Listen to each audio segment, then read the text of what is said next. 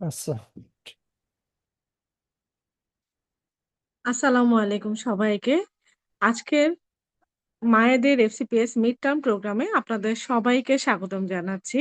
আপনাদের সাথে আজকের জেনেসিস মিড টার্ম থেকে আমি আছি ডক্টর হাবিবা আক্তার স্মৃতি। আসলে মা শব্দটাই একটা অন্যরকম অনুভূতির জায়গা। এই জায়গাটা থেকে আমরা সবসময় চিন্তা করি যে আমরা আমাদের সন্তানদেরকে আমাদের সর্বোচ্চ প্রায়োরিটি দিব। সেক্ষেত্রে কিন্তু অনেক সময় দেখা যায় আমাদের ক্যারিয়ারটা একটু পিছনে ফেলে দেই। যে ক্যারিয়ারটা একটু পরে গুছানো হবে। যেহেতু আমি একজন মা, তাই আমার হচ্ছে বাচ্চাটাকেই বেশি প্রায়োরিটি দিতে হবে বা আমি একজন মেয়ে যেহেতু তাই আমার ফ্যামিলিকে বেশি প্রায়োরিটি দিতে হবে। তো সেই জায়গাটা থেকে আমরা কিন্তু অনেক সময়ই দেখা যায় আমাদের ক্যারিয়ারকে একটু পিছনে ফেলে দেই।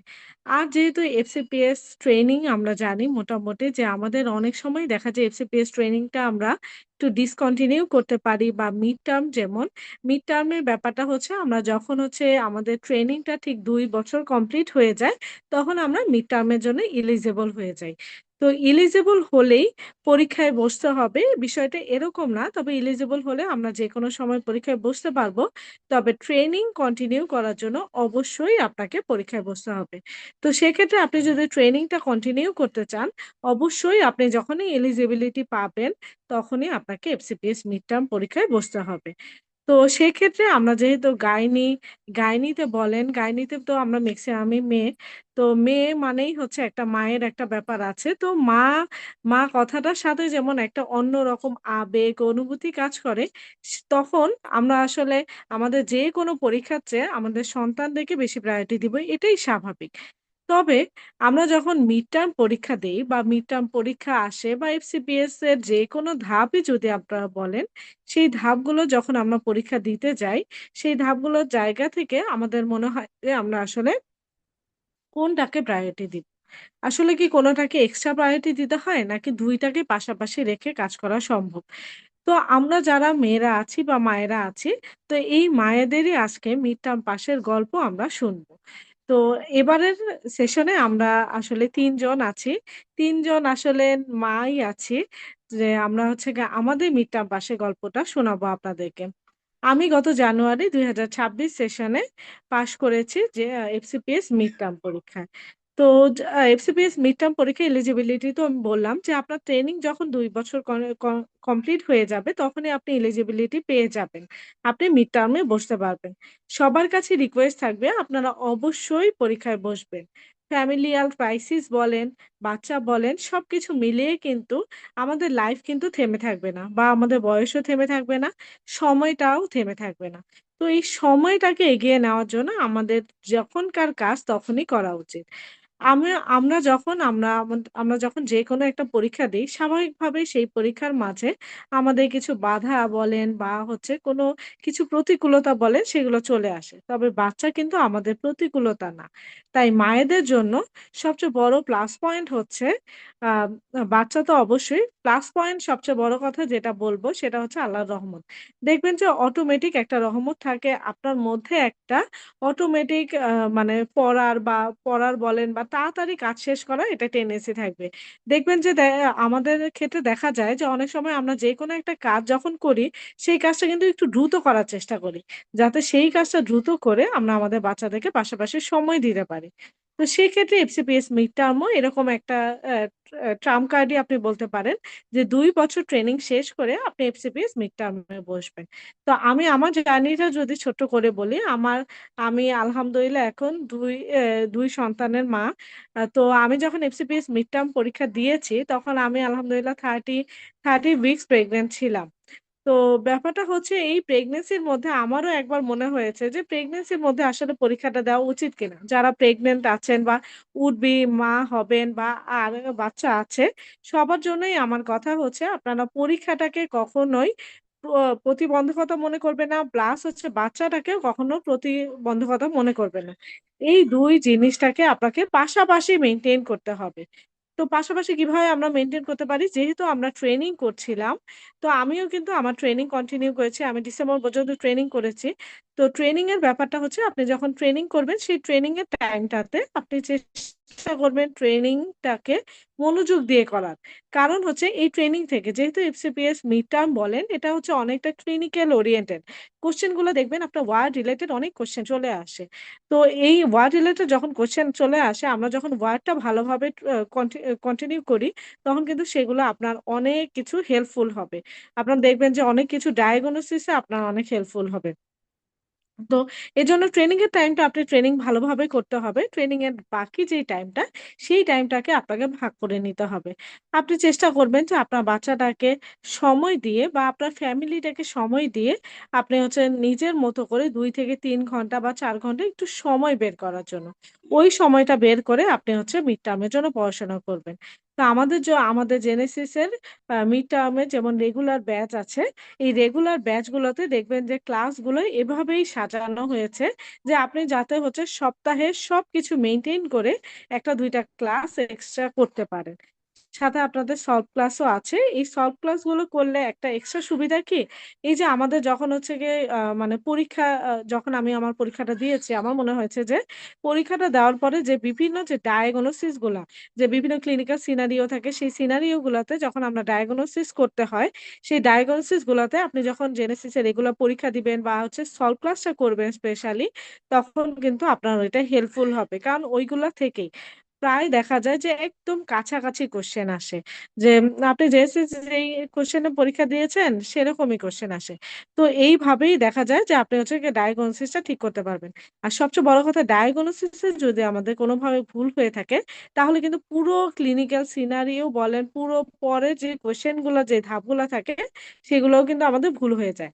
এজন্য অবশ্যই ডায়াগনোসিস টা ঠিক করতে হবে। ডায়াগনোসিস ঠিক করার জন্য আপনি হচ্ছে চেষ্টা করবেন যে যে কোয়েশ্চেন গুলো সেগুলো সলভ করতে, কোয়েশ্চেন গুলা প্লাস হচ্ছে সলভ ক্লাস গুলা করতে। আমি কিন্তু আমার পরীক্ষার কথা যদি ছোট্ট করে শেয়ার করি, যে আমি আমার পরীক্ষার আগের দিন একদম হচ্ছে রিটেন এর আগের দিন বা এসবি এর আগের দিন আমি হচ্ছে জেনেসিস এর যে কোয়েশ্চেন গুলা ছিল সেগুলো সবগুলো সলভ করে গিয়েছি। কারণ এত বড় বই এত কিছু পড়ার তো ওইভাবে সময় ছিল না। তো যেহেতু ওইভাবে বন্ধ থাকে না, যদিও আলহামদুলিল্লাহ আমরা হচ্ছে রিটার্নের আগের দিন বন্ধ পেয়েছিলাম এই সেশনে। তো সবসময় তো আসলে এই বন্ধটা থাকে না। শুক্রবার পড়ে গিয়েছিল দেখে বন্ধ পড়েছে। তো সেক্ষেত্রে আপনি যদি জেএসসিতে যেই সলভ শিট গুলা সেগুলো যদি একটু সলভ করেন, তাহলে দেখবেন যে আপনার হচ্ছে অনেকটাই হেল্পফুল হবে। আপনি পরীক্ষায় দেখবেন যে ওই রিলেটেড কোয়েশ্চেন গুলাই চলে আসছে পরীক্ষায়।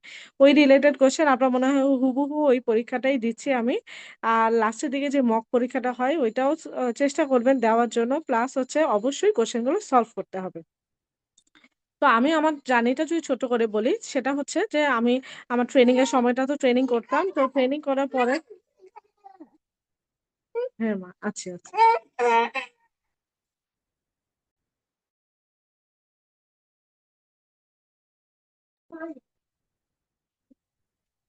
আচ্ছা। আসলে মায়েদের সবকিছু পাশাপাশি করতে হয়। ব্যাপারটা হচ্ছে যে আমি আমার জার্নিটা যদি আমি ছোট করে বলি যে আমি আ মা ট্রেনিং এর টাইমটা ট্রেনিং করেছি। আর বাকি টাইমটার মধ্যে একটা নির্দিষ্ট সময় ২ ঘন্টা ৩ ঘন্টা চেষ্টা করেছি আলাদাভাবে পড়ার জন্য। এর মধ্য দিয়েই কিন্তু আমার বাচ্চাটা আমার চারপাশে খেলেছে, আমার সাথে বসেছিল। এরকম আমার বাচ্চাটা তখন হচ্ছে গিয়ে প্রায় ২ বছর ২ মাস বয়স ছিল। এখন ২.৫ বছর আলহামদুলিল্লাহ। তো ব্যাপারটা হচ্ছে ও পাশাপাশি আমার সাথে ওকে একটা খাতা দিয়ে দিতাম, কলম দিয়ে দিতাম। ও আমার সাথে খেলতো, পড়তো। এভাবেই আসলে জার্নিটা কমপ্লিট করতে পেরেছি। তো আপনাদের যাদের আরো ছোট বাবু আছে তাদেরকে বলব যে আসলে ছোট বাবু নিয়ে যত বাচ্চা ছোট তত পড়াশোনা তত ইজি। বাচ্চা যত বড় হবে পড়াশোনা একটু কঠিন হয়ে যাবে। এটাই স্বাভাবিক। কারণ যখন আপনার বাচ্চা স্কুলে ভর্তি হবে তখন ওর পড়াশোনার দিকে আপনার মনোযোগ দিতে হবে। এজন্য যাদের বাচ্চা ছোট হচ্ছে তারা তো অবশ্যই পরীক্ষায় বসবেন।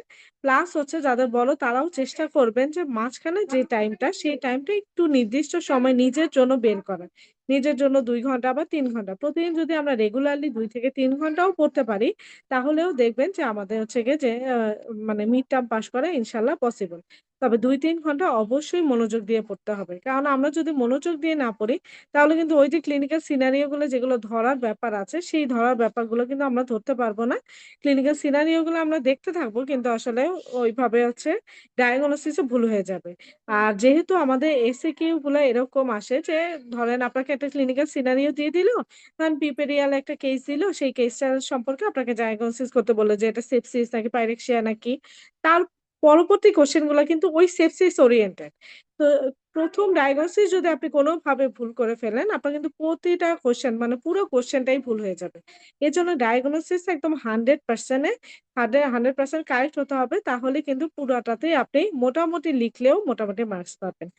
তো আর আ যেই কথাটা বলছিলাম যারা উড বি মম আছেন তাদের জন্যও একই কথা যে আসলে মায়ের ব্যাপারটা হচ্ছে আল্লাহর একটা বিশেষ রহমত থাকে। এই রহমতের জায়গা থেকেই আপনাকে পরীক্ষা দিয়ে পাস করে ফেলতে হবে আল্লাহর রহমতে।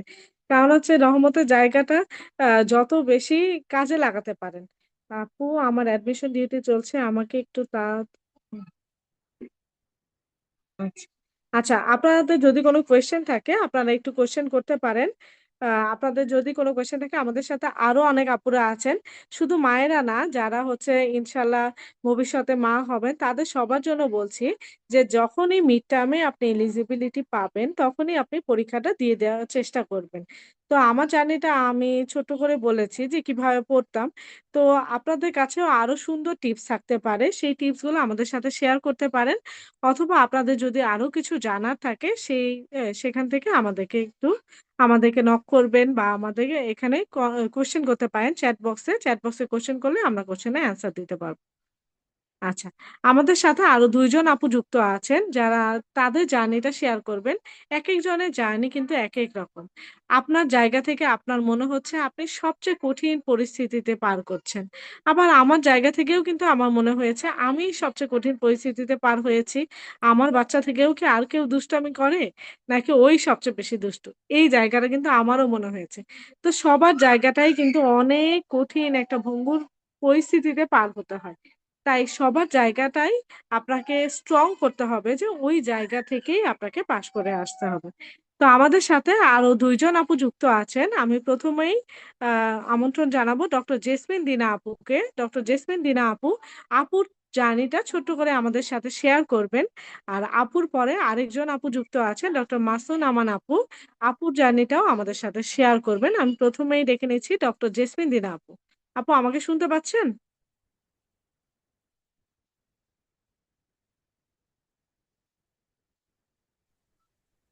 আসসালামু আলাইকুম আপু। ওয়ালাইকুম আসসালাম আপু। আপু আপনাকে দেখা যাচ্ছে, শোনা যাচ্ছে। হ্যাঁ, শুরু করতে ধন্যবাদ। পারেন। ধন্যবাদ হাবিবা আক্তার স্মৃতি আপু। আসলে আপু, যখন আমরা মিড টার্ম পরীক্ষা দেই, আপু আসলে প্রেগনেন্ট অবস্থাতেই পরীক্ষার সাথে একটা টডলার বাবু নিয়ে পরীক্ষা দিয়েছে। এটা আসলে নিঃসন্দেহে কষ্ট ছিল। আসলে আমি যখন আমার মিড টার্ম আসলে আরো একটু আগেই দেওয়ার কথা ছিল, আমি মেটারনিটি লিভের জন্য 6 মাস গ্যাপ দেই মিড টার্ম পরীক্ষা দিতে পারিনি আর কি ওই সেশনে। তারপর আমি 6 মাসের বাবু নিয়ে আমার ট্রেনিংটা শুরু করি জুলাই মাস থেকে। তারপর এই 6 মাসের বাবু নিয়ে 1 বছর হওয়ার পরে আমি হলো গত জানুয়ারিতে আমার মিড টার্ম পরীক্ষাটা দেই, জানুয়ারি 26-এ, এবং আলহামদুলিল্লাহ পাশ করি। তো আজকের যে সেশনটা আমার খুব ভালো লাগলো, যে জেনেসিসের একটা নতুন ধরনের প্রচেষ্টা, যে মিড টার্ম মায়েদের গল্প, যে মানে সেশনটা করেছে, এটা আগে কখনো ছিল না। কিন্তু আসলেই তো আমরা যখন মিড টার্ম পরীক্ষা দেই, বেশিরভাগই কিন্তু আমরা আসলে সবারই সংসার শুরু হয়ে যায়। পার্ট ওয়ানের সময় দেখা যায় আমরা অনেকে আনমেরিড থাকি, আমাদের সংসার থাকে না। কিন্তু মিড টার্মের সময় কিন্তু দেখা যায় আমাদের সবারই বাচ্চা থাকে, অথবা বাচ্চা মানে হওয়ার পথে আমরা প্রেগনেন্ট, অথবা বাবু থাকে, অথবা কারো দেখা যায় যে সেকেন্ড বেবি থাকে। সবকিছু মিলিয়ে আসলে এটা কিন্তু খুবই দরকার মিড টার্মের সময় এই সেশনটা। কারণ কি, যখন মানে আমার মনে হয় যে আমার সময় যদি এই সেশনটা এরকম করে হতো, আমার কাছে মনে হতো যে না, আমি একা না। তখন আমার মনে হয়েছিল যে আমি মনে হয় সবচেয়ে খারাপ অবস্থায় আছি, আমার দ্বারা কোনোভাবেই এই মিড টার্ম পাস করা সম্ভব না। এবং মানে মিড টার্মের সময় যেটা হয়ে যায়, যে পার্ট ওয়ানের সময় মানে বেবি ছিল না, মানে পার্ট ওয়ানের সাথে একটা তুলনা চলে আসে। যেটা আমি আসলে ফিল করেছি আমার মিড টার্ম পরীক্ষা দিতে গিয়ে, আমি আসলে সেগুলোই বলবো, যেহেতু আমার কাছে মনে হয়েছে হয়তোবা আপনারাও পরীক্ষা দিতে গিয়ে আপনাদেরও হয়তোবা এই সেম ফিলিং গুলাই আসতে পারে। তো দেখা গেছে যে আমার কাছে মনে হতো যে পার্ট ওয়ানের সাথে আমি তুলনা করে ফেলতাম, যে আমি পার্ট ওয়ানে এমন এমন ভাবে পড়েছি, মিড টার্মে তো আমি এমন এমন ভাবে পড়তে পারছি না। মানে আমার কাছে মনে হতো যে পার্ট ওয়ানে তো আমি সকাল থেকে রাত পর্যন্ত পড়াশোনা করতে পারছি, পার্ট ওয়ানে আমি আমার এক্সাম গুলো সবসময় ঠিক মতো দিতে পারতাম, দেখা গেল যে ক্লাসগুলো আমি অফলাইনে যে করতে পেরেছি। কিন্তু মিড টার্মে কিন্তু আপনি অফলাইনে যে আসলে সুযোগ থাকলেও কখনো অফলাইনে ট্রেনিং সংসার বাচ্চা সামলে কখনো অফলাইনে যে একটা ক্লাস অ্যাটেন্ড করার মতন সুযোগ মিড টার্মের বেশিরভাগ আপুদেরই হয় না। খুব কোনো আপুই মনে হয় যে অফলাইনে আসলে গিয়ে ক্লাস করতে পারে না। তারপর যেটা হয়, যেটা আমরা পার্ট ওয়ানে অফলাইনে ক্লাস করে সাথে সাথেই পড়াটা মানে ক্লাসের সাথে সাথে পড়াটা শেষ করে ফেলতাম, ঠিক সময়ে এসে পরীক্ষা দিতাম, তারপর সলভ ক্লাস করতাম। কিন্তু আমি দেখতাম যে মিড টার্মের সময় আমার দিনের পর দিন আমার হলো চলে যাচ্ছে, কিন্তু আমি আসলে আমার ক্লাস কমপ্লিটলি শেষ করতে পারতেছি না। একটা ক্লাসের পর আরেকটা ক্লাস জমে যাচ্ছে। আমি এক্সাম গুলা ঠিক মতো মানে দিতে পারিই নেই, আসলে এক্সাম দিতে পারছি না। সলভ ক্লাস তো অনেক দূরের কথা যে সলভ ক্লাস করবো। তো এইরকম একটা ব্যাপার ছিল। তারপর আবার যে এই যে জেনেসিসের যে আপনার সলভ কপি গুলা শিট গুলা, সেগুলো জেনেসিস সেন্টার থেকে যে কালেক্ট করে নিয়ে আসা, দেখা গেছে যে 10-12টা পরীক্ষা হয়ে গেছে কিন্তু আমি এখনো সলভ শিট কালেক্ট করতে পারিনি, তাহলে তো আমার পড়াশোনা আসলে হবে না। এরকম আরেকটা মিড টার্মের যে সমস্যা থাকে, আপনি পার্ট ওয়ান যখন পরীক্ষা দিবেন, তখন পার্ট ওয়ান পরীক্ষায় বসার জন্য আপনার একটাই ক্রাইটেরিয়া যে আপনি আসলে এমবিবিএস পাস। কিন্তু আপনি মিড টার্ম পরীক্ষা যখন দিতে যাবেন তখন দেখবেন যে মিড টার্ম পরীক্ষায় বসার যে ক্রাইটেরিয়া গুলো আছে সেইগুলো ফিল আপ করতে করতে আসলে আপনার মিড টার্মে অনেকটুকু সময় চলে যাবে, যে 6 মাসের কথা বলছি আর কি আমি। যেমন আপনার মিড টার্মে বসতে হলে আপনাকে 4টা ট্রেনিং কমপ্লিট করা থাকতে হবে, কিন্তু আমাদের দেখা যায় অবশ্যই আমরা ট্রেনিং স্লট পাই না, বা ট্রেনিং গুলা জমে থাকে, বা কোনো কারণে আমাদের ট্রেনিং গুলা করা হয় না। তাহলে ওই 4টা ট্রেনিং আপনাকে কমপ্লিট করে 4টা ট্রেনিং এর সার্টিফিকেট আপনার লাগবে। সাথে আপনার হলো আপনার 4টা যে 6 মাস 6 মান্থের যে সার্টিফিকেট গুলা, সেই 2 বছরের ট্রেনিং সার্টিফিকেট আপনার ইনস্টিটিউট থেকে আপনার লাগবে। দেখা যায় লাস্টেরটা তো আপনি তার আগেই ফর্ম ফিল আপ করতে হয়, তখন কিন্তু আপনার আর এটা থাকে না যে আপনার কিন্তু ওই যে প্রভিশনাল সার্টিফিকেট কালেক্ট করা, লগ বুক, এই লগ বুক কমপ্লিট লগ বুক আপনাকে জমা দিতে হবে 2 বছরে। দেখা যায় আমরা সবাই হলো ফেলে রেখে দিই করব করব করে, কিন্তু সেটা আমাদের করা থাকে না। মানে মিড টার্ম পরীক্ষা আমি মানে দেখতাম যে আমি আসলে পড়বো কখন। আমি একে ট্রেনিং করছি, ট্রেনিং করে বাসায় যে আমার বাচ্চা, আমি যেহেতু আমার ছোট বাচ্চা রেখে 6 মাসের বাচ্চা নিয়ে ট্রেনিং জয়েন করেছি, বাসায় গিয়ে অবশ্যই আমার অনেক গিল্ট ফিল হতো যে আমি তো সারাদিন ওকে সময় দিইনি। তখন দেখা যায় ও ও আমার কাছে থাকতে চাইতো, ও সারাক্ষণ ওর মধ্যে একটা ভয় তৈরি হয়ে যেত যে ও আমাকে ছাড়তো না, যে মা মনে হয় যে এখন যে কোনো সময় চলে যাবে। সেই থেকে ওকেও আমি কারো কাছে দিতে পারতাম না। যতই মানুষ থাকুক বাসায়, দেখা যেত যে বাচ্চা আপনার কাছে এসে থাকবে, এরকম একটা সিচুয়েশন ছিল। তার মধ্যে আবার ট্রেনিং গুলা ছিল, এই ট্রেনিং গুলো করে 4টা ট্রেনিং এ আমি হলো লাস্ট 6 মান্থে আমার কমপ্লিট করতে হয়েছে। লগ বুক সবকিছু করে আসলে এমন একটা সিচুয়েশন ছিল, মনে হয়েছিল যে আমি আসলে সবচেয়ে খারাপ অবস্থায় আছি। এখন যেটা বলবো যে আসলে আপনি সবচেয়ে খারাপ অবস্থায় নাই, যেহেতু আমরা আজকে যারা আছি প্রত্যেকের একটা আলাদা আলাদা গল্প। হ্যাঁ, একজনের একটা বাচ্চা ছিল, তারপর সে আবার প্রেগনেন্ট, আরেকজনের 6 মান্থের বেবি, আরেকজনের আরেকটা প্রবলেম বেবি নিয়ে। এইভাবে কিন্তু প্রত্যেকেরই প্রবলেম থাকে। তাহলে আমরা যদি এই মিড টার্মটাকে ভালো মতো পার হয়ে আসতে পারি, অবশ্যই আপনারাও পারবেন। না পারার কোনো কিছু নাই। তাহলে কিভাবে পারবেন? আসলে আপনার একটা কাজ করতে হবে, যে আপনি যেহেতু এখন পরীক্ষার্থী, আপনার মাথার মধ্যে প্রথমে ঢুকিয়ে ফেলতে হবে যে আমার সামনে মিড টার্ম পরীক্ষা, আমি অবশ্যই পরীক্ষা দিব। আর কোনো কথা নাই যে পড়া হোক বা না হোক, আমি ক্লাস করতে পারি বা না পারি, পরীক্ষা দিতে পারি বা না পারি। এরপরের কথা, আপনি দেখা যাবে আপনার সাথেই হয়তোবা ট্রেনিং পিরিয়ডে আর কেউ থাকবে যে কিনা পরীক্ষা দিবে, হয়তোবা তার বেবি নাই, অথবা সে হয়তোবা আনমেরিড। তার সাথে আপনি নিজেকে মিলাতে যাবেন না। যে মনে রাখবেন যে আপনার পড়ার ওয়েটা শুধু আপনার, ঠিক আছে? আপনি অবশ্যই তার মতন করে সময় পাবেন না, তার মতন করে পড়তে পারবেন না, কিন্তু আপনার তো এখানে অনার্স পাওয়ার দরকার নেই, ফার্স্ট সেকেন্ড থার্ড কিছুই হওয়ার দরকার নেই। আপনার শুধু দরকার পাশ করা। আমি 60 পেয়ে পাশ করি আর যা পেয়ে পাশ করি, আমার পাশে তো পাশই লেখা থাকবে, তাই না? তাহলে আমরা আসলে যারা মানে ডাক্তার হই বা যারা এই ক্লিনিক্যাল ক্যারিয়ার করতেছি, সবাই অসম্ভব ব্রিলিয়ান্ট। এবং সবারই একটা, অবশ্যই যে মিড টার্ম পরীক্ষা দিতে যাবে, মিড টার্ম পরীক্ষার এলিজিবল ক্রাইটেরিয়া যার আছে, সে অবশ্যই পড়াশোনা করতে অবশ্যই পছন্দ করবে। কিন্তু আমরা তখন অনেক হতাশ হয়ে পড়ি, কারণ আমরা পড়াশোনা করতে চাই কিন্তু পড়াশোনা করার কোনো সময় আমরা পাই না। সেই জন্য হতাশ হওয়া যাবে না। আপনি অল্প অল্প করে শুরু করেন। যেমন আমি সবসময় মোবাইলে নেট কিনে রাখতাম, ক্লাসগুলো তো আমি যদি ঠিক টাইমে নাও করতে পারতাম, দেখা যেত যে আমি হয়তো বা ট্রেনিং এ যাচ্ছি বাসে অথবা সিএনজি তে, আমি একটা ক্লাস অন করে শুনতাম। হয়তোবা আমার ক্লাসটা সবকিছু কমপ্লিটলি শোনা হয়তো না, কিন্তু আপুর কথাগুলো কিন্তু আমার কানে থাকতো। এভাবে আমি যত জার্নি গুলো করতাম, আমি কিন্তু মানে ক্লাসগুলো শোনার চেষ্টা করতাম। তারপর আপনি মানে আসলে যখনই সময় পাবেন, যখনই একটু সময় পাবেন তখনই হলো একটু আপনি মানে ওই ইয়েটা করবেন না যে পার্ট ওয়ানে অনেক ভালো মতো পড়াশোনা করেছি, ভালো মতো এখন না পড়তে পারলেও আপনি পাশ করতে পারবেন। তাহলে কি করতে হবে? হাল ছেড়ে দেওয়া যাবে না। আপনি আপনার জন্য সময় কিছুটা বের করে নেবেন, এবং আরেকটা জিনিস কি, মিড টার্মে আপনাকে অবশ্যই হেল্প সিক করতে হবে। মানে আপনার আপনার যে সিচুয়েশন, আপনার যে সামনে একটা পরীক্ষা, অনেকেই আপনার ফ্যামিলির মানুষজন সেটা জানে না, যেহেতু আপনি ট্রেনিং করছেন, পড়তে পারছেন না। আপনার ফ্যামিলির মানে হয়তো বা কেউ নাই সাপোর্ট করার, কিন্তু আপনার জাস্ট 1 মাসের জন্য হলেও, যে লাস্টের 1 মাস বা লাস্টের 2 মাস, এইটুকুর জন্য হলেও আপনার ফ্যামিলির কাউকে আপনি রিকোয়েস্ট করে আপনার পাশে এনে রাখেন। বা অনেক সমস্যা, একটু যদি কাজের লোক পাওয়া যায়, বা একটু যদি কোনো হেল্পিং হ্যান্ড পাওয়া যায়, একটু বেশি টাকা দিয়ে হলেও, মানে জাস্ট এই 1-2 মাসের জন্য আপনি একটু হেল্প সিক করেন আপনার পার্টনারের কাছে, সবার কাছে, যে আমাকে একটু সময় দাও, আমাকে যে এই 1-2 মাস সময় দাও, এই 1-2 মাস সময় আপনাকে চাইতে হবে, নিজেরটা নিজের চেয়ে নিতে হবে, না হলে কিন্তু আপনাকে কেউই আসলে সুযোগ করে দিবে না। তারপর যেটা বলবো, যে আগে তাড়াতাড়ি করে ট্রেনিং ট্রেনিং গুলো সবকিছু শেষ করে আপনি ওই পার্টটুকু শেষ করে আপনার হলো পড়াটা শুরু করেন। আর যে জেনেসিসের, আপনি যদি জেনেসিসের সাথে থাকেন, জেনেসিস তো 100% করে। আপনি 100% যদি জেনেসিসের সাথে আগাতে না পারেন, যদি 60% জেনেসিসের সাথে আপনি থাকতে পারেন, that is more than enough for passing mid term. এটা আমি বলবো। আর যেটা বলবো যে আপনি পরীক্ষার যেটা মানে মিড টার্মে যেটা যে লিখতে হয় রিটেন, আমরা তো আসলে ফাইনাল প্রফে লাস্ট রিটেন দিয়েছিলাম, এরপর কিন্তু আমরা কখনো রিটেন দিই নাই। তো আপুরা অনেক বলে রিটেন দেওয়ার কথা, কিন্তু আসলে সুযোগ হয় না। আমি বলবো যে লাস্টের মক হলেও আপনারা একবার গিয়ে হলেও রিটেন পরীক্ষাটা দিয়ে আসবেন, কারণ তাহলে আপনি টাইম ম্যানেজমেন্টটা বুঝতে পারবেন লাস্টের দিকে। এবং আপনি যদি অল্প অল্প করে, এই যে আপনি আপনার বাচ্চা ঘুমিয়ে গেলে বা আপনার বাচ্চার পাশে শুয়ে শুয়ে, আমি বাচ্চাকে ব্রেস্ট ফিডিং করাতে করাতে পড়তাম, আমি মানে এরকম অনেক ভাবে পড়ার চেষ্টা করতাম। আপু যেটা বললো, বাচ্চাকে পাশে খাতা কলম দিয়ে, বাচ্চা বই খাতা ছিঁড়ে ফেলবে, তাও কি করতে হবে, লেগে থাকতে হবে।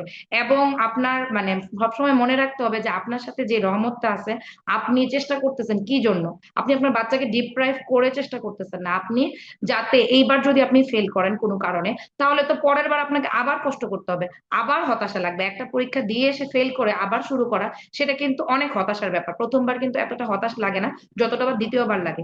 তাহলে আপনি মনে রাখবেন যে আপনি যদি আপনার বাচ্চাকে ডিপ্রাইভ করেন, তাহলে এই 1-2 মাসে ডিপ্রাইভ করতেছেন। এই 1-2 মাস ডিপ্রাইভ করার কারণে আপনি মিড টার্মটা পাস হয়ে যাবে, ডিপ্রাইভ তো না, আপনি ওর জন্যই আসলে পড়তেছেন।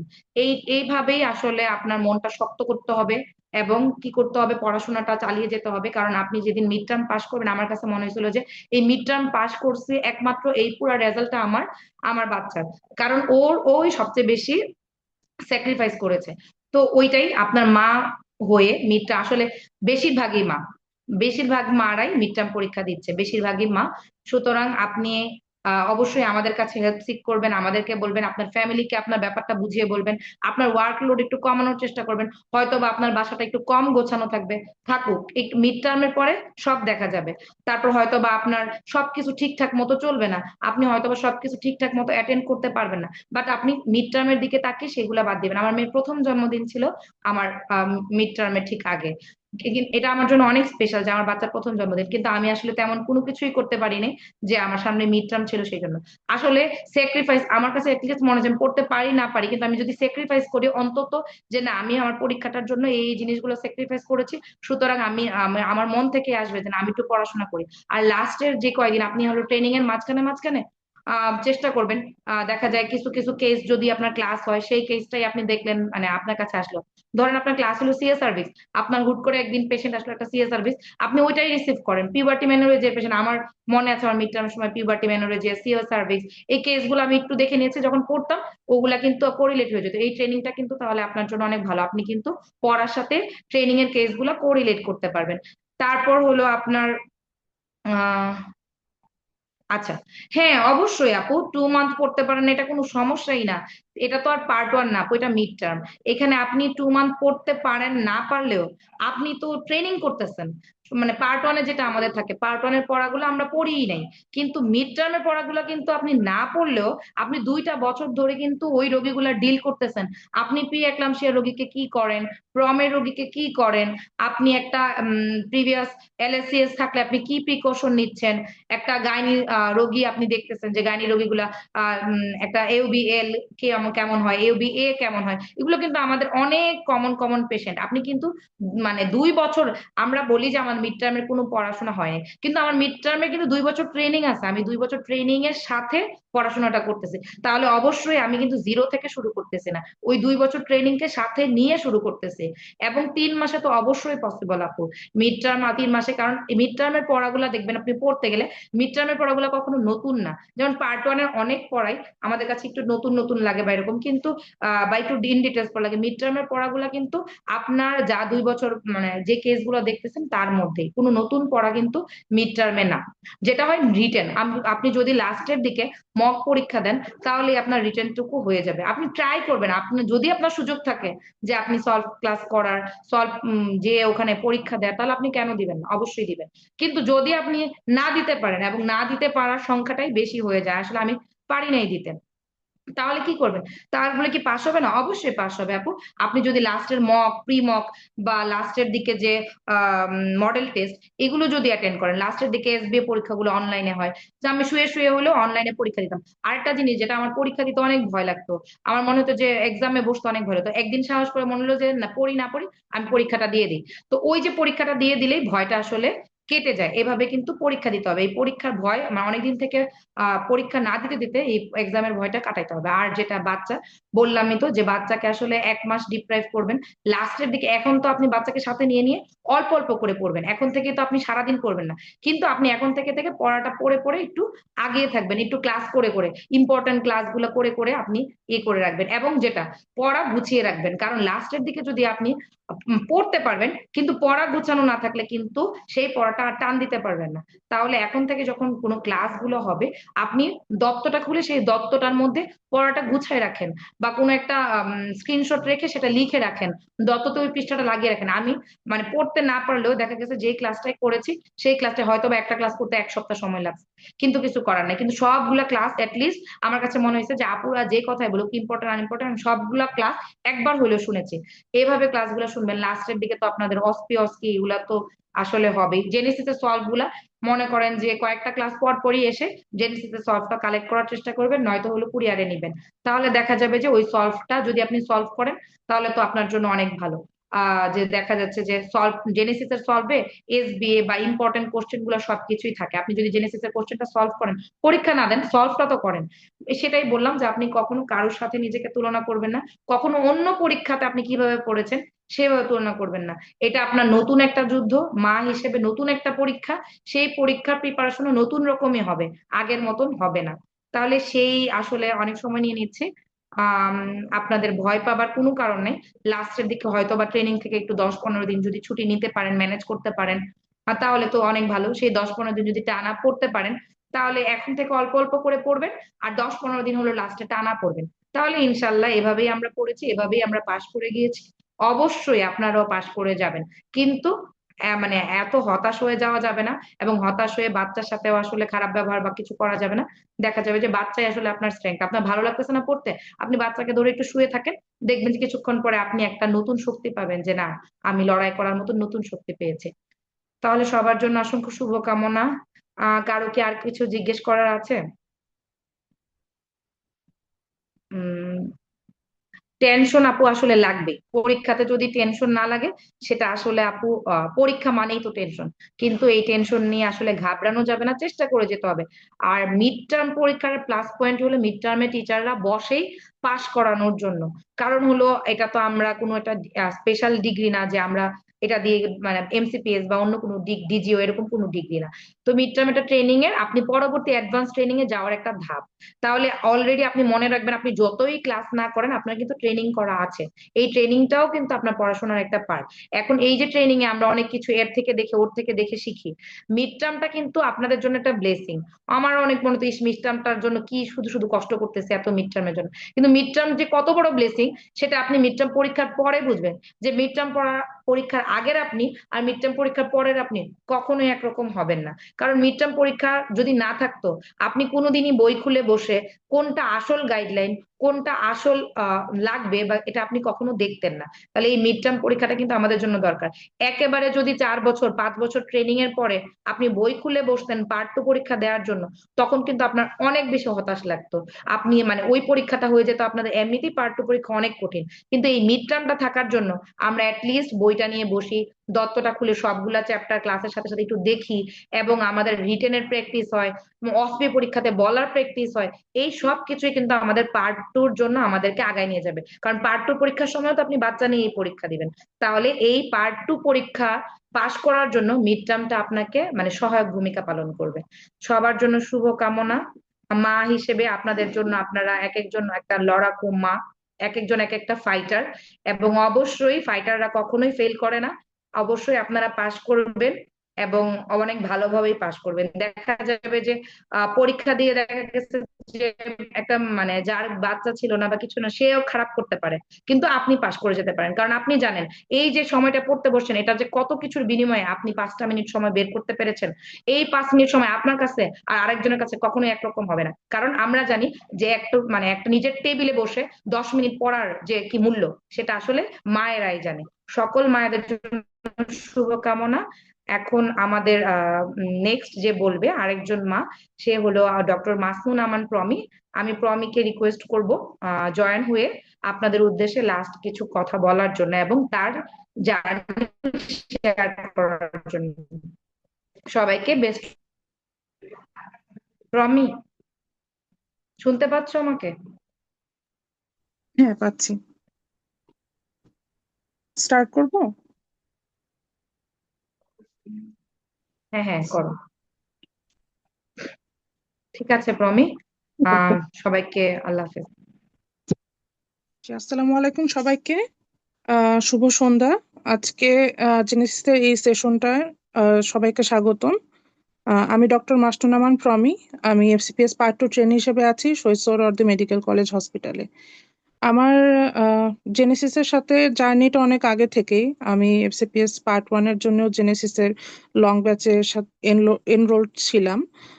তারপর সেখানে ট্রেনিং করা অবস্থাতেই আমি আবার এমআরসিওজি পার্ট 1 এর জন্য আমি জেনেসিসের সাথে যুক্ত হই, এবং এমআরসিওজি পার্ট 1 আমার কমপ্লিট হয় এই ট্রেনিং এ জয়েন করা 6 মাস পরে। তারপরে আসলে আমি বিয়ে তারপর প্রেগনেন্সি এগুলি ট্রেনিং এর সাথে আমার কনকারেন্ট চলছিল। তো গত জুলাইতে আমার সিজারিয়ান সেকশন ডেলিভারি হয়। আমার সিভিয়ার প্রি এক্লাম্পসিয়া ছিল। তারপর সিজার করা লাগে। তা আমার আসলে মিড টার্ম দিব কিনা সেটা নিয়ে আমি সন্দিহান ছিলাম, যে আমার আসলে এখন মানে জান বাঁচছে কিনা সেটা নিয়ে টানাটানি, এর মধ্যে আবার মিড টার্ম দিব কিনা। তো পরবর্তীতে সুস্থ হই আল্লাহর রহমতে, এবং সুস্থ হয়ে আমি 2.5 মাসের একটা বাচ্চা সহ আমি অক্টোবরে আমি জয়েন করি আবার ট্রেনিং এ।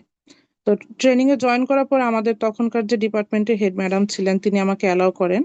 অ্যালাউ করার পরে আমি মিড টার্ম দিতে পারবো এটা কনফার্ম হই, এবং তখন একটা ছোট টাইম লাইনের মধ্যে, যে অক্টোবর থেকে আমার জানুয়ারি পর্যন্ত টাইম আছে, এই টাইমের মধ্যে আমার সব আগের যা যা ট্রেনিং পেন্ডিং ছিল, প্রেগনেন্সির কারণে আমি ট্রেনিং গুলো সব করিনি, ওই পেন্ডিং সব ট্রেনিং করা।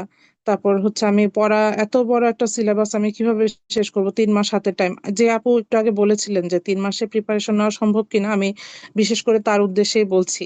এই সিচুয়েশনটা আপু আসলে আমারও ছিল, যে 3 মাসে এত কিছু জমে গেছে। সব ক্লাস মানে অনেক ক্লাস হয়ে গেছে, অনেকগুলো পরীক্ষা হয়ে গেছে, সলভ ক্লাস হয়ে গেছে, আমি আসলে তখনও কিছুই শুরু করিনি। পরে আমি চিন্তা করলাম যে এক একটা ক্লাসের মাঝখানে যদি জেনেসিস থেকে যে রুটিনটা করা, যে 7 দিনের যদি বন্ধ থাকে, তাহলে আমি সেই 7 দিনের বন্ধ কমিয়ে আমি 3 দিনের মধ্যে সেটার আমি যেই স্টাডি যে ম্যাটেরিয়ালটা ওটা শেষ করব। বই দাগিয়ে তো দেয়, আমি ওই বই দাগানো প্লাস পড়া সবকিছু নিজে নিজে বাসায় পরীক্ষা দেওয়া এগুলি করছিলাম। আমার আসলে জেনেসিসের যে রুটিন, ওই রুটিনটা ফলো করার মতন সময় হয়ে ওঠেনি। সাথে আবার ছোট একটা বাচ্চা, আবার পোস্টপার্টাম পিরিয়ড, নতুন এক্সপিরিয়েন্স, সবকিছু মিলে খুব একটা মানে তখন আমিও আপনাদের আজকে যে সমস্যাটা, যে অনেক টেনশনে আছি এটা শেষ করতে পারবো কিনা, এই প্রবলেমটার মধ্যে তখন আমি ছিলাম। তো নিজে নিজেই সেই জিনিসগুলোর জন্য একটা রুটিন করে নেই, যে আমি যদি নিজের জন্য 10 মিনিটও টাইম পাই, ওই 10 মিনিট টাইমটাই আমার ইউটিলাইজ করতে হবে। আমার কিন্তু যে বসে থাকবো ওই 10 মিনিট টাইমটা আমি একটু রেস্ট নিব, সেই টাইমটা আমার জন্য মানে হয়ে ওঠে নাই। আবার ডিউটির সময় সব সময় তো আর কাজ থাকে না, ধরেন কাজ শেষ করে দেখা যাচ্ছে যে কিছু সময় এক্সট্রা যখন থাকতে হয়, 1 ঘন্টা বা 1.5 ঘন্টা এরকম সময় যখন পাওয়া যায়, আমি জানি বাসায় আসলে একটা ছোট বাচ্চা আছে আমার, 2-3 মাসের বাচ্চা, ওকে সময় দিতেই হবে। মা যেহেতু, মায়েদের একটা বাচ্চার প্রতি একটা রেসপন্সিবিলিটি চলেই আসে। তো তো বাসায় এসে যেহেতু আমার ওইখানে সময় দিতে হচ্ছে, তো আমি ডিউটিতে যে টাইমটা আমার কাজ বাদে আমি বসে আছি, সেই টাইমে আমি অনলাইনে যেসব রেকর্ডেড ক্লাস থাকতো সেই ক্লাসগুলি করতাম। ক্লাস করে করে নিজে ওখানে মানে বই নিয়ে যেতাম, বই দাগাতাম, রেডি করে রাখতাম। আবার দেখা যেত যে রাত্রেবেলা বাচ্চা ঘুমিয়ে গেছে, সেই সময় আমি হচ্ছে বসে আবার একটু অনেক সময় আমি লাইটও জ্বালাতে পারতাম না, ফোনের ফ্ল্যাশ লাইট বা চার্জার এগুলি কিছু জ্বালিয়ে আমি পাশে বসে বসে বাচ্চার পাশে বসে আমি পড়তাম। এভাবে আমি আমার সিলেবাস শেষ করি। জেনেসিসে যেভাবে গাইডলাইন দিয়েছে আলহামদুলিল্লাহ ওইটাই এনাফ। আপনি ওভাবে পড়লেই দেখা যাবে যে মিড টার্মের জন্য আপনার একটা ভালো প্রিপারেশন হয়ে যায়। তো সেভাবে আমি প্রিপারেশন নিলাম, নিয়ে মিড টার্মে জেনেসিসের যে হতো মক টেস্ট বা হচ্ছে এমনিতে রেগুলার যে এক্সামগুলো হতো, ওই এক্সামগুলো আমি বাসায় নিজে নিজে একটু প্র্যাকটিস করতাম। আপনাদের মিড টার্মের জন্য যে জিনিসটা করতে হবে, আমরা পড়ি তো সবাই, নলেজ আছে মোটামুটি সবারই, কিন্তু আসলে এসএকিউতে গিয়ে যে প্রবলেমটা ফেস করি আমরা, যে সবকিছু লেখা রিটেনে কিন্তু অনেক কিছু লিখতে হয়। ছোট কোশ্চেনের সাইজ ছোট, কিন্তু লিখতে হয় অনেক কিছু। আপনারা জানেন যে 4টা সেগমেন্ট থাকে, 4টা সেগমেন্টে 5টা করে কোশ্চেন থাকে। ওই ইচ 5টা কোশ্চেনের মধ্যেও দেখা যায় যে আপনার হচ্ছে 1 2 3 করে আবার অনেক কিছু লিখতে হয়। এই সবকিছু আসলে ওই টাইমটার মধ্যে শেষ করা একটু কষ্ট, যদি আপনার হচ্ছে আগে থেকে প্র্যাকটিস করা না থাকে। তাই হচ্ছে নিজে নিজে রেগুলারই একটু আপনার লিখে যে আমি একটা টাইমার সেট করে দিলাম, এই টাইমটার মধ্যে আমার লিখতে হবে, এভাবে আপনার প্র্যাকটিস করতে হবে। কারণ হচ্ছে আমাদের এই প্র্যাকটিসটা থাকে না। আমাদের তো পার্ট 1 এর সময় আমরা এসবিএ পরীক্ষা বা আমরা মাল্টিপল চয়েস কোশ্চেন আমরা জাস্ট গোল্লা ভরাট করার প্র্যাকটিস থাকে। আমরা কিন্তু সেই ফাইনাল প্রফের পর থেকে লেখার প্র্যাকটিসটা আমাদের খুবই কমে যায়। তো ওই প্র্যাকটিসটা রাখতে হবে। আর হচ্ছে আপনাদের মেইন জিনিসটা যেটা, যে ডায়াগনোসিসটা ঠিক মতন করতে পারা, সেই দিকে আপনাদের করতে হবে, যে ভালো মতন গুরুত্ব দিতে হবে। যে ডায়াগনোসিস যদি আপনি করতে পারেন, আমরা আপুরা আগেও বলে গেছেন যে আমরা ওয়ার্ডে যখন করছি, কাজ করছি, আমরা কিন্তু কারোই নলেজ এখন জিরো না। আমরা সবই মোটামুটি জানি, কিন্তু আসলে কোনটা কারেক্ট গাইডলাইনে কি বলেছে। আমরা তো এক এক জায়গায় ক্লিনিক্যাল প্র্যাকটিস এক এক রকম হয়, কিন্তু গাইডলাইন অনুযায়ী সব জায়গায় তো প্র্যাকটিস হয় না। তো আমরা যখনই একটা ক্লিনিক্যাল প্র্যাকটিসে একটা কোনো কেস নিয়ে কাজ করছি, তখনই আমরা বইটা উল্টে দেখে নিব যে এটা গাইডলাইন অনুযায়ী এটা কি বলে। তো সেই গাইডলাইন অনুযায়ী দেখে দেখেও আমরা ওইখানে হচ্ছে বাকিটা যেটা আমাদের শিখা, প্লাস হচ্ছে যে কি কমপ্লিকেশন হতে পারে, কি কি রিস্ক ফ্যাক্টর থাকতে পারে, এক্সট্রা যে কোশ্চেন গুলো আমাদের রিটেনের জন্য পড়তে হয়, ওই কোশ্চেন গুলো আমরা ওয়ার্ডে বসে কিন্তু দেখে ফেলতে পারি। তো এভাবে এক একটা কেস পড়া হয়ে গেলেই দেখবেন যে আপনার এক একটা চ্যাপ্টার এগিয়ে যাচ্ছে। এভাবে পড়ে ফেলবেন, এভাবে পড়লে আপনাদের লিখতে সুবিধা হবে। আর হচ্ছে এসবিএটাও হচ্ছে জেনেসিসের যেসব আমাদের পরীক্ষা হয়, ওই পরীক্ষাগুলো কিন্তু অনেক হেল্পফুল। সাথে আপনাদেরকে বলেও দেওয়া হয় যে এমআরসিওজির কোন কোন বই পড়তে হবে, ওইসব বই থেকেও কিছু কোশ্চেন আসে। আহ, আর হচ্ছে আমাদের দত্ত বেসডই মোটামুটি হয় পরীক্ষাটা। আর দেখবেন যে মিড টার্মে আপনারা যখন পরীক্ষার প্যাটার্নটা বুঝে যাবেন, দেখবেন পাশ করা কিন্তু খুব একটা কঠিন না। কারণ আমাদের সবকিছুই হচ্ছে চেক লিস্টের মতন থাকে, যে এই চেক লিস্ট অনুযায়ী মার্কিং হয়। তো কিছু কিছু জায়গায় আপনি কিন্তু মার্ক সিকিউর করা খুব সোজা, এজন্য আপনি কোনো প্রশ্নে কিন্তু জিরো পাবেন না। এজন্য ভয় পাওয়ার কিছু নাই, আপনি স্ট্র্যাটেজিক্যালি পড়বেন যে এই জিনিসগুলো সব জায়গায় কমন। কতগুলো কোশ্চেনের অ্যান্সার আছে যে এগুলো সব জায়গায় আপনি লিখতে পারবেন, এগুলি অস্পির ক্ষেত্রে দেখা যাবে, প্রসিডিউরে সবকিছুতেই আপনার কিছু কিছু পয়েন্ট আছে কমন, যে এগুলি সব জায়গায় বলা যাবে। তো আপনি ওই পয়েন্টগুলো একদম ঠোঁটস্থ মুখস্থ করে ফেলবেন। যেমন হচ্ছে আপনার ম্যানেজমেন্ট লিখতে গেলে জেনারেল ম্যানেজমেন্ট, স্পেসিফিক ম্যানেজমেন্ট, এরকম করে জেনারেল ম্যানেজমেন্ট অনেকগুলোর ক্ষেত্রে অবস দেখবেন যে ইজি, একই রকম। তো আপনি ওইটা মুখস্থ করে ফেললেন, আপনার যে প্রশ্নই আসলো আপনি সেই প্রশ্নেই লিখলেন। এরকম করে লিখলে কিন্তু আপনার কোনো প্রশ্নে জিরো পাওয়ার চান্স নেই। আপনি শুধু যদি ডায়াগনোসিসটা ঠিক রাখেন, তাহলে কিন্তু আপনি লিখে আসতে পারবেন, আর লিখে আসলে ইনশাল্লাহ ফেল হবে না। অস্পিতেও সেম কথা, আপনার যদি প্রসিডিওর কমন না পড়ে, আপনি প্রসিডিওরে আপনি কিছু পয়েন্ট আছে সামনে, আপনি প্রি প্রসিডিওর পোস্ট প্রসিডিওর কিছু পয়েন্ট, এগুলো আপনি বলে আসলে আপনার কোনো কিছুতে ফেল হওয়ার চান্স নেই। তো আপনার শুধু হচ্ছে স্ট্র্যাটেজি খাটিয়ে কম টাইমের মধ্যে আপনি পড়াটা গুছিয়ে কিভাবে পড়তে পারবেন, এটার উপরে আপনার কিন্তু পাস ফেলটা মোটামুটি ডিপেন্ড করে। কারণ ম্যাডামরা আসলে আপনাকে ফেল করাতে বসবেন না। ম্যাডামরা দেখবেন যে আপনার টপিকের উপর ওভারঅল নলেজ কেমন। যদি নলেজ আপনার মোটামুটি, আপনার আহ কিছু নলেজ থাকে, ম্যাডামরা সেখান থেকে ম্যাডাম পুশ করতে থাকে। পরীক্ষার হলে আপনারা যখন বসবেন, দেখবেন ম্যাডামরা বারবার নিজেরাই কোশ্চেন করছেন, নিজেরাই হিন্ট দিচ্ছেন যে বলো বলো।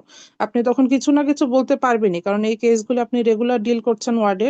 আপনি পড়ছেন না, আপনি বই নিয়ে বসেননি, তার মানে যে আপনি কিছু পারেন না, ব্যাপারটা এমন না।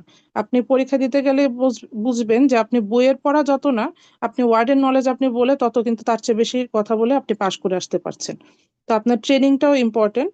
আপনি ট্রেনিংটা গুরুত্ব দিয়ে করবেন, এবং হচ্ছে ট্রেনিং এর পাশাপাশি আমরা যে কেসগুলি করছি সেটার অ্যাকচুয়াল ম্যানেজমেন্টটা কি, অ্যাকচুয়াল গাইডলাইনটা কি, সেটাও বই থেকে আপনি দেখে নেবেন। আর হচ্ছে বাচ্চার জন্য আপনাদের কিন্তু বাসায় একটা সাপোর্ট সিস্টেম লাগবে। আপু আগেও বলে গিয়েছেন যে আপনার মা হোক বা আপনার ইনলজ হোক বা দরকার লাগলে হেল্পিং হ্যান্ড হোক, আপনার রাখতে হবে। বাচ্চা একটু বাচ্চা থেকে আপনার ডিস্টেন্স মেনটেন করতে হলেও কিছুদিনের জন্য, এটা মনে রাখবেন যে এটা স্বল্প সময়ের জন্য। আপনি যা করছেন আপনার বাচ্চার জন্যই করছেন। এখন যদি মনে করেন যে আমার বাচ্চা ছোট, আমার এখন আমি যখন পরীক্ষা দিই তখন আমার বাচ্চার বয়স 5 মাস। আমি যদি এখন ভাবতাম যে আমার বাচ্চা ছোট, আমি এখন পরীক্ষা দিব না, আমি পরে পরীক্ষা দিব, আমি দেখতে পাচ্ছি যে ও যত বড় হচ্ছে তত আমার রেসপন্সিবিলিটি ওর প্রতি বাড়ছে। তো যত দিন যাবে তত কিন্তু বাচ্চা ম্যানেজ করা আপনার কঠিন হবে। এবং মিড টার্মও দেখবেন যে যত সেশন আগাচ্ছে তত কিন্তু মিড টার্মও একটু কিন্তু টাফ হয়ে যাচ্ছে আগের তুলনায়। সো হচ্ছে আপনাদের আহ সময় চলে গেলে কিন্তু তখন দেখা যাবে যে সবকিছু কঠিন হয়ে গেছে। আপনার মিড টার্মের পর আপনার আবার এফসিপিএস ফাইনাল দিতে হবে। ওই সময় বাচ্চা আরো বড় থাকবে, বাচ্চার পড়াশোনার একটা ব্যাপার থাকবে। সবকিছু মিলে আপনার কিন্তু দিন গেলে আর ব্যাপারটা সহজ হবে না। এর জন্য আপনার মাইন্ডসেট থাকবে এটা যে আমি এখন পরীক্ষা দিবই, আমি পাশ করি আর ফেল করি, আমি পরীক্ষা দিব, পাশ করা আল্লাহর হাতে। আপনি আপনার মতন পড়ে যান, আপনি পরীক্ষা দেন, ইনশাল্লাহ পাশ হয়ে যাবে। আর কখনোই মনে করবেন না যে বাচ্চা ডিপ্রাইভড হচ্ছে। আপনি মনে রাখবেন যে আপনি যা করছেন আপনার বাচ্চার জন্য করছেন। এবং হচ্ছে আপনাকে শক্ত থাকতে হবে যে বাচ্চার জন্য আমি মন খারাপ করছি। আমার আমার নিজের পোস্টপার্টাম পিরিয়ডে আমার শক্ত থাকতে হয়েছে। আমার ফ্যামিলিয়াল কিছু প্রবলেমও ছিল, আমি সার্ভাইভ করবো কিনা আমার তখন এই চিন্তা হয়ে গিয়েছিল যে আমি এই জিনিসটা থেকে সার্ভাইভ করে আসতে পারবো কিনা। আজকে দেখেন আমার ওই ফেজটা কেটে গেছে, আমি পাশ করেছি আলহামদুলিল্লাহ। এখন আমি ভালো আছি। আমার আমি ট্রেনিংও কন্টিনিউ করছি, আমার বাচ্চাও বড় হচ্ছে। এগুলো কিন্তু বেশি দিনের না, এই টাইমটা খুবই শর্ট পিরিয়ডে। আপনার এই শর্ট পিরিয়ড অফ টাইমটা চলে গেলেই তখন দেখবেন যে সবকিছু ইজিয়ার হয়ে যাবে। টেনশন করবেন না, ঠিকঠাক মতন পড়ালেখা করেন। জেনেসিসের ক্লাসগুলি খুবই হেল্পফুল, ক্লাসগুলি রেগুলার ফলো করবেন। আপুরা খুবই ভালো মেন্টর। আমি পার্ট 1 করার পরে এই আপুদের ক্লাস করেছি। উনাদের ক্লাস করে যেহেতু পার্ট 1 হয়েছে, আবার এমআরসিওজি পার্ট 1ও হয়েছে, এই সবকিছু থেকে আমার একটা কনফিডেন্স এসেছে যে এই আপুদেরকে আমি চিনি, ওনাদের পড়ানোর প্যাটার্ন আমি জানি। সো হচ্ছে আমি মিড টার্মও এই আপুদের সাথেই থাকবো। এবং আলহামদুলিল্লাহ আপুদের গাইডলাইন, মানে আপুরা যেভাবে পড়িয়েছেন, যেভাবে দাগিয়ে দেন বই, ওগুলো দেখেই কিন্তু আমি কিন্তু অত বেশি যে ইন ডিটেইল পড়ার সুযোগ আমার হয়ে ওঠেনি। কারণ এত টাইম কম ছিল। আমার ক্লাসগুলি কাভার করে, জেনেসিসের যে কয়টা লেকচার ক্লাস হয় ক্লাসগুলি কাভার করে তারপর আবার নিজে এক্সট্রা কিছু পড়বো সেই সময়টা আমি পাইনি। এই ক্লাসে আমি করেছি, এই ক্লাসের নলেজ দিয়েই কিন্তু আমি মিড টার্ম পাস করে এসেছি। সো আমার মনে হয় আপনারাও পারবেন ইনশাল্লাহ। আপনারা জেনেসিসের সাথে যুক্ত থাকেন, ক্লাসগুলো রেগুলার করেন, আর পরীক্ষা দেন। যদি পরীক্ষা রেগুলার টাইমে দেওয়ার সুযোগ না হয়, অ্যাটলিস্ট নিজে দেন। নিজে দিয়ে আপনাদের তো সলভ শিট প্রোভাইড করাই হয়। সলভ শিট দেখে দেখে যেখানে আপনাদের ভুল হচ্ছে বা যেগুলি আপনারা পারছেন না, সেই জিনিসগুলি শিখে রাখেন। এক্সট্রা ইনফরমেশন গুলি বইয়ে তুলে রাখেন। এভাবে পড়াশোনা করেন। নিজের নলেজটা নিজের কাছে। আমি এই রুটিন ফলো করতে পারিনি, আমি এখানে অনেকগুলো ক্লাস চলে গেছে, আমি এটা করতে পারিনি। আপনার সবকিছু কিন্তু রেকর্ডেড থাকে, সবকিছু আপনাকে প্রোভাইড করা হয়। লেকচার শিট না, সরি, আপনার সলভ শিট। তারপর হচ্ছে লেকচার ক্লাসগুলো অনলাইনে আপনাদের আপলোডেড থাকে। আপনি আজকে না পারলে কালকে করেন, কিন্তু করেন, শেষ করেন। সবকিছু শেষ করলে ইনশাল্লাহ আপনাদের সবার পরীক্ষা ভালো হবে। তো সবার জন্য শুভকামনা। সবার কঠিন সময়টা কেটে যাক। ইনশাল্লাহ আমরা আপনাদের সাথে পরবর্তীতে যখন পাশ করে যাবেন ফিলিংস শেয়ারিং সেশনে আপনাদের সবার সাথে আমাদের দেখা হবে। সবার জন্য অনেক অনেক শুভকামনা। ডক্টর অসংখ্য স্মৃতি ধন্যবাদ ডক্টর। জি, হ্যাঁ আপু, থ্যাংক ইউ আপু। অসংখ্য ধন্যবাদ ডক্টর মাসুদ আমান আপুকে। আপু অনেক সুন্দরভাবে আপুর ছোট জার্নিটা শেয়ার করেছেন। আপু একদম পোস্টপার্টাম পিরিয়ডটা আসলে পড়ার জন্য কাজে লাগিয়েছেন। যেই সময়টা আসলে একদম সদ্যজাত বাচ্চা আমাদের হাতে চলে আসে, মানে এই মানে বাচ্চাটাকে নিয়েই কিন্তু আমাদের দুনিয়াটা থাকে। সেই সময়টায় আসলে কাজে লাগিয়ে কিভাবে মিড টার্ম পাস করেছেন আপু, সেই জার্নিটা আপু আমাদের সাথে খুব সুন্দরভাবে শেয়ার করেছেন। আমরা মেয়েরা আসলে সবসময় কোনো না কোনো পিরিয়ডের মধ্যে দিয়ে যাই, তাই না? কখনো প্রেগন্যান্সি, কখনো পোস্টপার্টাম পিরিয়ড। এই পিরিয়ডগুলো সবসময়ই থাকবে। এই সময়গুলাকে আমরা হচ্ছে প্রতিবন্ধকতা মনে না করে এই সময়গুলোকে আমাদের শক্তি মনে করতে হবে। প্রতিটা জিনিসই শক্তি। আপনার সন্তান আপনার শক্তি। আপনার সন্তান আপনার সবচেয়ে বড় অ্যাচিভমেন্ট। এই অ্যাচিভমেন্টকে সাথে নিয়ে আপনাকে নতুন অ্যাচিভমেন্টের দিকে এগিয়ে যেতে হবে। এটাই হচ্ছে আমাদের নিয়তি। তো আ আমি আমার মিড টার্ম এর জার্নিটা শেয়ার করেছি। আপুদের মিড টার্ম এর জার্নিটা আপনাদের সাথে শেয়ার করেছেন। আপনারা মোটামুটি বুঝতে পেরেছেন যে মিড টার্ম পরীক্ষাটা মেইনলি হচ্ছে ২ দিনে পরীক্ষাটা হবে রিটেন। আর রিটেন পাস করার পরে আপনারা অসপি এবং অস্কি পরীক্ষাটা দিতে পারবেন। সেটা একদিনেই পরীক্ষা হবে। তো রিটেনের আগেই যে রুটিনটা দেওয়া থাকে বিসিপিএস এর সেখানে অসপি, অস্কির ডেটও দেওয়া থাকে। তবে রেজাল্টটা দেওয়ার পরে আপনি কনফার্ম হতে পারবেন যে আপনি অসপি দেওয়ার জন্য উপযোগী হয়েছেন কিনা। তো সবার আগে আমাদের পাস করতে হবে রিটেন। এজন্য রিটেনের প্রিপারেশনটা এখন থেকেই শুরু করা উচিত। আপনারা ইতিমধ্যে জানেন যে আগামী সেশনের পরীক্ষাটা জুলাই সেশনে না হয়ে বা জুলাই মাসে না হয়ে আমাদের পরীক্ষাটা হবে জুন মাসে ১৫ তারিখের দিকে। তো সেক্ষেত্রে কিন্তু আপনাদের সময় ১৫ দিন কিন্তু এদিক দিয়ে কমই ধরতে গেলে। কম বিষয়টা এরকম না, জিনিসটা তো আপনারা আগে থেকেই জানতেন। তো ব্যাপারটা হচ্ছে মার্চ, এপ্রিল, মে এই ৩ টা মাস আপনাকে খুব ভালোভাবে খুব ভালোভাবে ট্রাই করতে হবে মিড টার্ম পাস করার জন্য। তাই আপনারা যারা ভাবছিলেন যে আমি এখন প্রেগনেন্ট, আমি এই সেশনে পরীক্ষা না দেই, আমি নিজেও সেরকম ভেবেছিলাম আসলে। পরবর্তীতে কিছু মানুষের সহযোগিতায়, কিছু মানুষের আ মা কি বলবো? কিছু মানুষের আ মানে ইন্সপিরেশন এ আমি পরীক্ষাটা দিয়েছি। আলহামদুলিল্লাহ আমি পাসও করে গিয়েছি। তো ব্যাপারটা হচ্ছে আপনি আপনার জায়গা থেকে যত কঠিন পরিস্থিতিই নিজেকে মনে করুন না কেন, আপনি মনে রাখবেন যে আপনার চেয়েও কঠিন পরিস্থিতিতে মানুষ আছে। তো সবচেয়ে বড় কথা আল্লাহর যে রহমত, এই রহমতের মাসটা চলে যাচ্ছে। এই রহমতের মাসে আমরা সবাই সবার জন্য দোয়া করব বেশি, বেশি করে। আমাদের সবার জীবনে অনেক, অনেক সমস্যা আছে। সেই সমস্যাগুলো যাতে উপরওয়ালা আমাদের সমাধান করে দেন। প্লাস হচ্ছে আমাদের আপকামিং যে সমস্যাগুলা, যে সমস্যা না বিষয়টা হচ্ছে আপকামিং যে পরীক্ষাগুলা সেগুলাকে সমস্যা মনে করলেই সমস্যা। তো পরীক্ষাগুলাকে আপনি পরীক্ষা মনে না করে এটা একেকটা চ্যালেঞ্জ মনে করবেন যে মিড টার্ম কিন্তু আপনাকে পাস করতেই হবে। আজকে হোক বা কালকে হোক। আপু যেই কথাটা বললেন আসলে ২ মাস বয়সের একটা বাচ্চা নিয়ে পরীক্ষা দেওয়াটা যতটা ইজি ২ বছরের বাচ্চা নিয়ে পরীক্ষা দেওয়াটা কিন্তু ততটাই কঠিন। আমি যখন পরীক্ষা দিয়েছি তখন আলহামদুলিল্লাহ আমি 30 থেকে 32 উইকস প্রেগন্যান্ট ছিলাম। এই জানুয়ারিতে। আর হচ্ছে আমার বড় বাবুটা ছিল হচ্ছে ২ বছর ৩ মাস বয়স।